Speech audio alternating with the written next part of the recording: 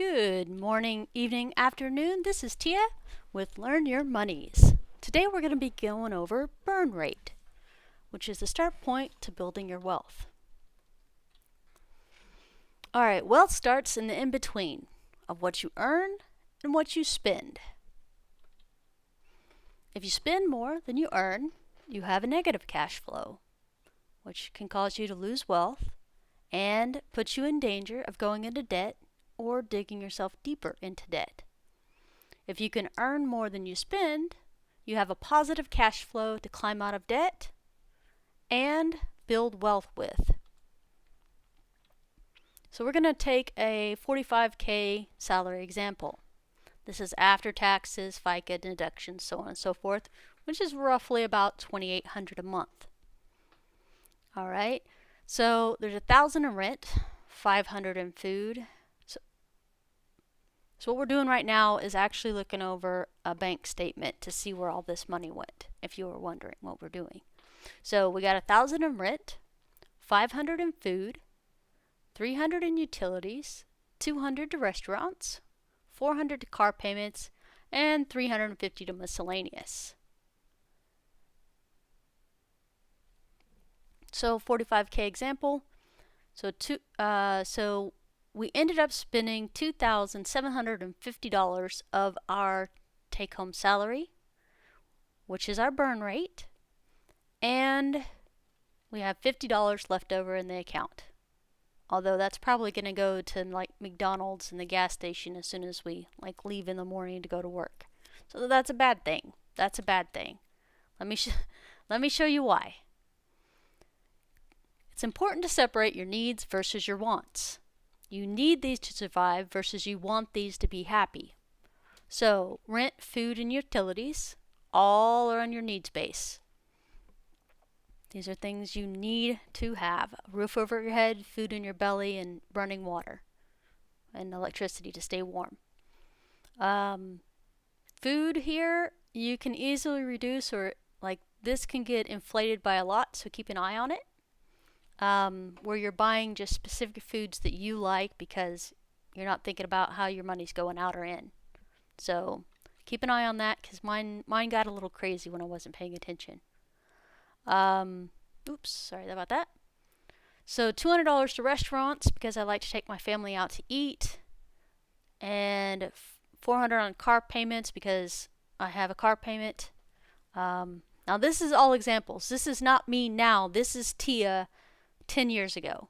So I'm just showing you what was going on, how I thought, where I started at, to show you that it can be done, basically. And then we had $350 in miscellaneous. And we don't know if it was a want or need because it was just stuff we lumped together and didn't think about because it's not on our mind.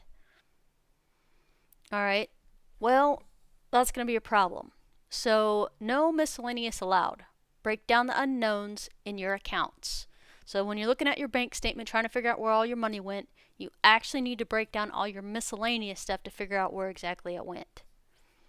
So say we had $80 go into the gas station. Well, 35 of that was in gas and 45 of that was on soda pop, candy, and snacks. So we stopped at the gas station a few times, this week or this month or whatever. A credit card payment that I wasn't tracking came out. So yeah, I probably need to track that a little bit better, but I wasn't, so it's there. I still got paid though. I mean, I'm good, right? So Netflix, Hulu, Disney Plus. This number I got off of my current bill because I wanted to see entertainment that we spend monthly. This is what we have here. And then going to the movies with my sisters. So this is a smaller type of footprint life, which means I'm still living below my means, but I only have $50 left over a month sometimes. So that's where I was about 10 years ago. So understanding where your money goes allows you control. You cannot control what you do not see, so sit down and see where your money is going every month. It's something my sisters find really, really hard to do because they get emotional, upset, and my brother-in-law does too, gets upset because they don't know where the money's going and they don't want to see where it's going, so they don't have control over it. And not having control over something can cause upset. All right. Once you understand where your money is going, you can control it. And the second hardest part on here, besides having to actually look at where your money's going, is breaking habits to reduce your burn rate. So add up all the money that's going into wants, minus the car at this time, and it looks like we got 45 on the gas station for soda, pop, candy, snacks, whatever we're doing. $50 to subscriptions, entertainment subscriptions. $70 for going to the movies, $200 for going to the restaurant. So instead of having $50 left over, we'll now have $415 left over per month. And you're like, nice. That's way more. That's what, 4 times more than what we had? So that's pretty awesome. So our burn rate, or our leftovers, our positive cash flow went from $50 to $415 just by cutting out a few things. I'm going to cut out 4 things there. Habit, and then there's entertainment and fun that we want to do. So right now, but we're going to sacrifice right now so we can actually start building wealth. All right, so we took those out and we're going to look at our new monthly income. So we have monthly income salary of $2,800 like always. Only this time we have rent coming out, food, utilities, car payment, gas, and the credit card payment. So our necessities. Like I said, these 2 are not necessities, but we'll handle them at a later time. Alright, so like I said, this is our new burn rate. This is our new burn rate.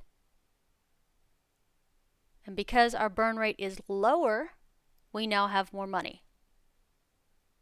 And it's the exact same amount we were bringing in the first place. So the $415 you got, you're going to want to start putting it into an emergency fund, because this is actionable ways to start building wealth.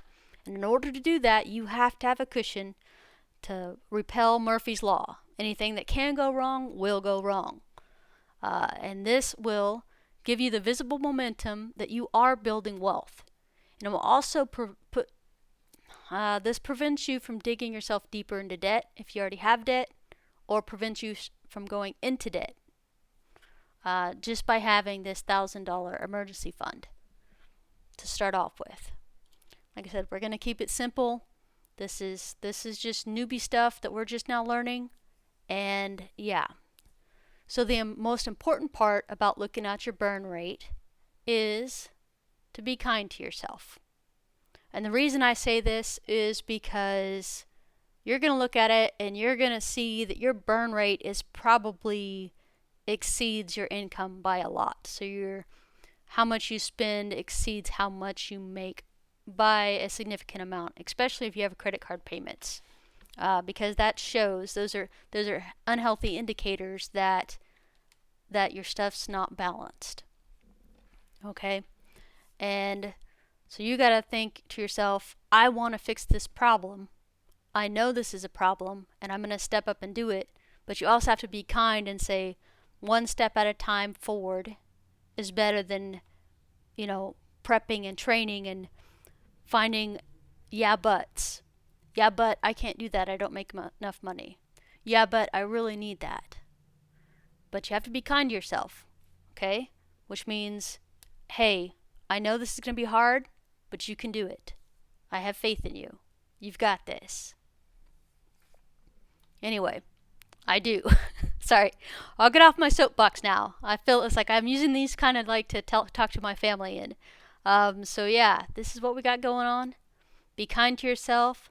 Stay on task. Don't let those negative emotions detour you from doing what you need to do. I appreciate you. I'll talk to you guys soon. Take care. Bye, guys.